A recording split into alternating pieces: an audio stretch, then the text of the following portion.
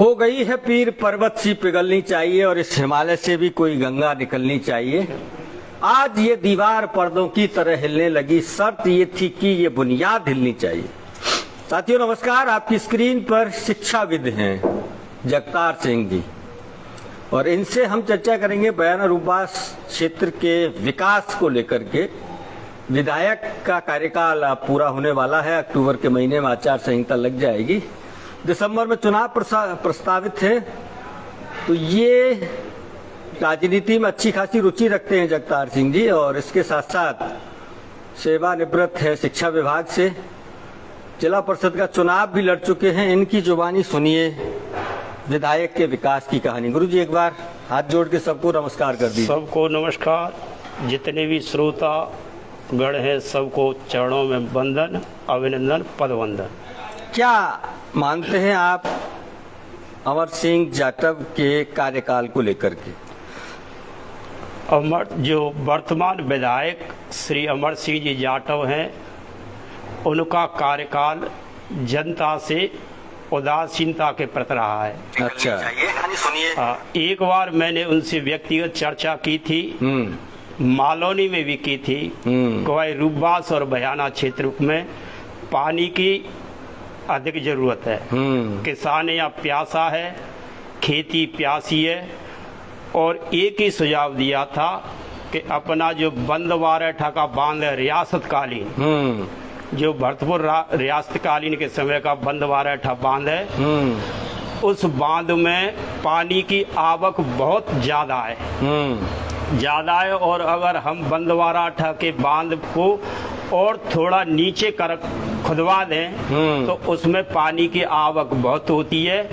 तो जो अधिक पानी बढ़ेगा उस पानी के लिए अपने 22-24 ग्राम पंचायतें जो अपने रूपबास से आगे डहर की ग्राम पंचायत पड़ती है, चाहे मेड़ता हो, मिलसमा हो, इब्राहिमपुर हो, खानसूरजापुर हो, जटमासी हो, बिनुआ हो, पुरामालौनी हो, न्योहरदा हो, सज्जनवास हो, पहाड़पुर हो, इन सब ग्राम पंचायतों को छूते हुए और एक छोटी सी नहर निकल जाए और उस नहर के लिए पानी की व्यवस्था स्वतः ईश्वर कृत हो जाएगी। जब पानी पड़ेगा तो उस नहर में पानी की आवक बहुत है और चूंकि उस बांध से जो नहर निकली हुई है और उस बांध से जो भरतपुर के लिए पानी जा रहा है, तो हमारा भरतपुर से भी कोई विरोध नहीं है, जो नहर निकली हुई है उनसे भी कोई विरोध नहीं है। वो काम चलता रहे, जो पानी बढ़े बंद वारेठा में, उस बढ़े हुए पानी के लिए ये 20-22 ग्राम पंचायतों के लिए अगर ये व्यवस्था कर दें तो ये किसान खुशहाल हो जाएगा। ये प्रमुख मांग थी और मैंने कहा भी था मीटिंग में कि आप विधानसभा में इस प्रश्न को उठाना, पर विधानसभा में कोई प्रश्न नहीं उठाया, कोई समाज के प्रति या जनता के प्रति कोई जवाबदारी महसूस नहीं की। तो कुल मिलाकर के आप उनके कार्यकाल से संतुष्ट नहीं हैं? उनके कार्यकाल से संतुष्ट नहीं है क्योंकि रूपबास में सीओ कार्यालय की मांग उठी, सीओ कार्यालय की मांग उठी और लगभग 25 दिन धरना प्रदर्शन हुआ। लास्ट के दिन अमर सिंह विधायक जी पहुंचे, लेकिन एक दिन भी नहीं पहुंचे। अच्छा, एक बात।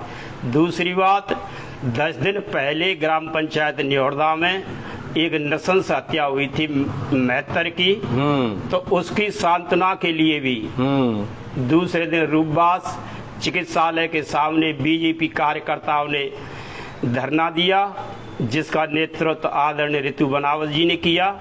उस दिन भी लोगों को काफी याद आ रही थी कि अमर सिंह जी आए, क्षेत्रीय विधायक हैं, कुछ सांत्वना दें, लेकिन कुछ नहीं हुआ। इसके अलावा पहले रूपबास में चोरी हुई थी, रूपबास में चोरी के लिए भी धरना प्रदर्शन हुआ और लोगों ने स्वतः ही अपनी दुकानें बाजार बंद रखा, जिसका नेतृत्व आदरणीय ऋषि बंसल जी और ऋतु बनावत जी ने किया था।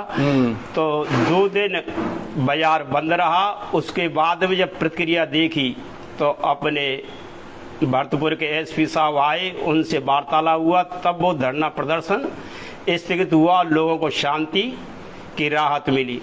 इसके अलावा एक रोड और था जो सामरी से और रूपबाज तक, शायद भरतपुर जिले में सामरी से रूपबाज तक जो रोड था वो सबसे खराब था।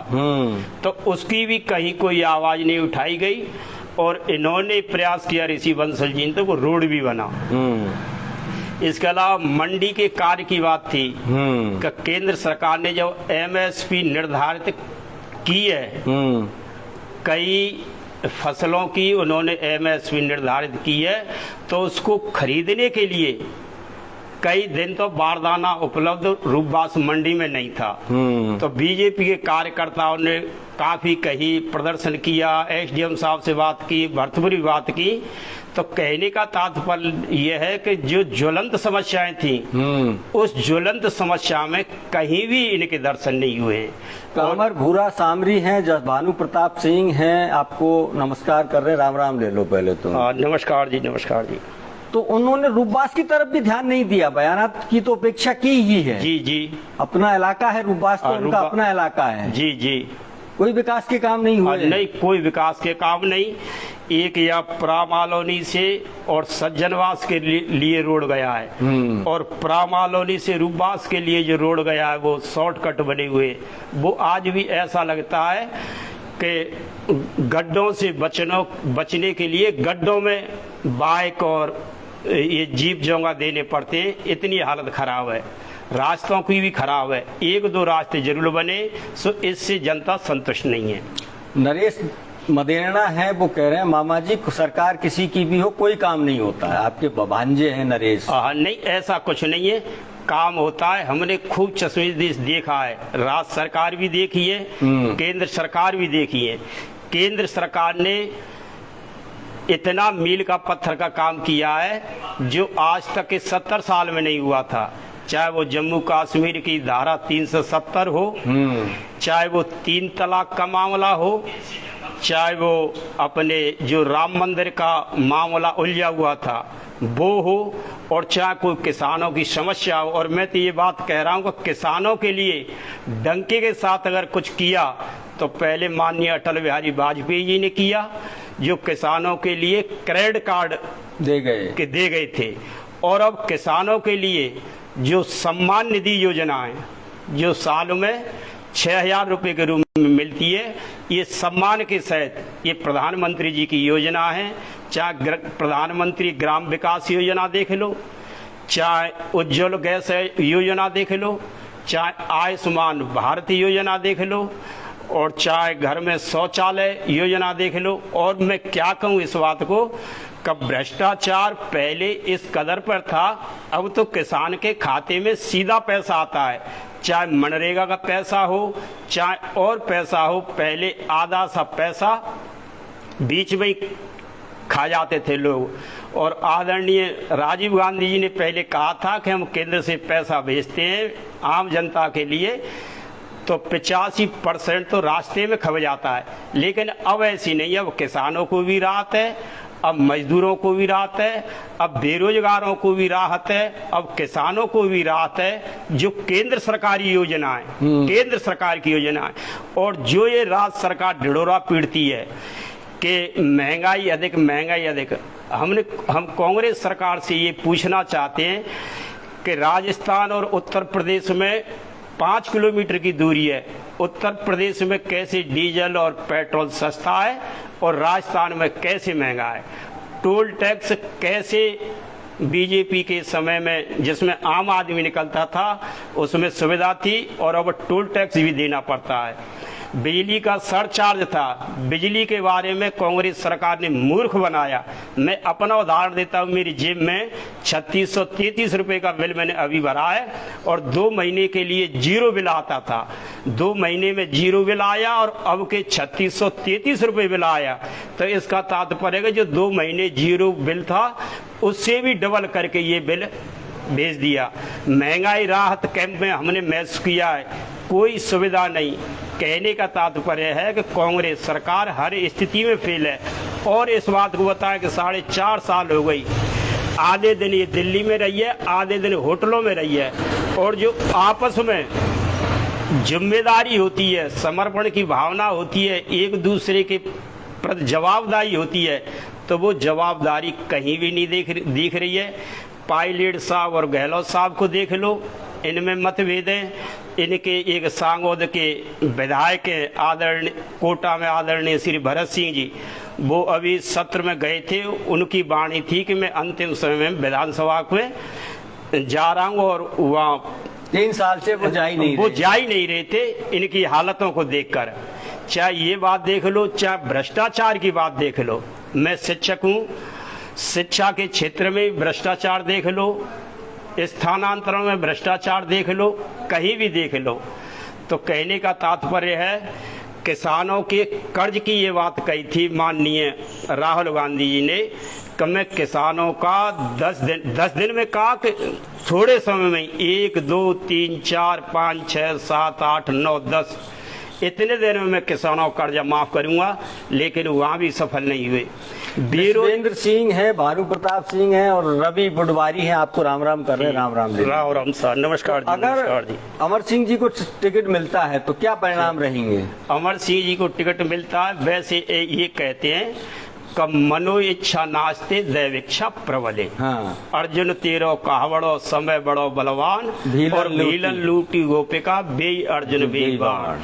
आदमी जब मत देता है तो डिब्बा तक उसकी मानसिकता बदलती रहती है, लेकिन अगर धरातल पर उतर कर थोड़ा भी लोगों ने विश्वास जताया तो मैं ये बात कह रहा हूँ, कभी तो कांग्रेस की स्थिति साफ ही नहीं है कि कितने कैंडिडेट खड़े हों, क्या नहीं है, पर स्थिति उनकी नाजुक रहेगी, नाजुक रहेगी, नाजुक रहेगी।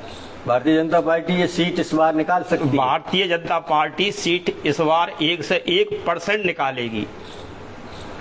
कुछ कमीशन खोरी के भी आरोप लग रहे हैं, आपका क्या मानना है? कमीशन अपने विधायक जी पे? हाँ, विधायक जी पे कमीशन खोरी के आरोप लग रहे हैं, पहले भी लग रहे थे, पर मैंने तो ट्रांसफरों में जरूर देखा है कि मामला दाल में कुछ काला है। कुछ काला है या पूरा ही काला? पूरा ही काला है, कुछ काला नहीं, ट्रांसफरों में तो पूरा ही काला है, ऊपर तक मालूम है, ऊपर तक। हाँ, 5 सितंबर को शिक्षक दिवस था बिड़ला ऑडिटोरियम जयपुर में। आदरणीय गहलोत साहब ने पूछा था कि भाई आपको ट्रांसफर के पैसे देने पड़ते कि नहीं पड़ते, तो शिक्षकों की एक आवाज आई कि रुपए देकर ही ट्रांसफर होते हैं। वो बड़ी शर्मनाक घटना थी। और फिर शर्मनाक घटना तो काफी कुछ होती है। देखो, माता बहनों के साथ बलात्कार होना, 33,000 माता बहनों के साथ दुष्कर्म होना, ये बुरी बात है। 2 से माता बहनों के खिलाफ दुष्कर्म के या वैसे मामले दर्ज होना, ये शर्मनाक घटना है। और आए दिन, चाहे वो पुजारियों की बात हो, चाहे धार्मिक आस्था की बात हो, चाहे किसी की भी हो, चाहे अपने भरतपुर में ही कामा में देख लो, एक संत थे, वो ब्रज क्षेत्र के ऊपर ही शहीद हुए थे। अगर समय रहते सरकार उनकी सुनती तो शायद ये स्थिति नहीं घटती। आपने इस बातचीत के लिए समय निकाला, बहुत बहुत धन्यवाद। धन्यवाद, नमस्कार जी। सब श्रोताओं के लिए नमस्कार।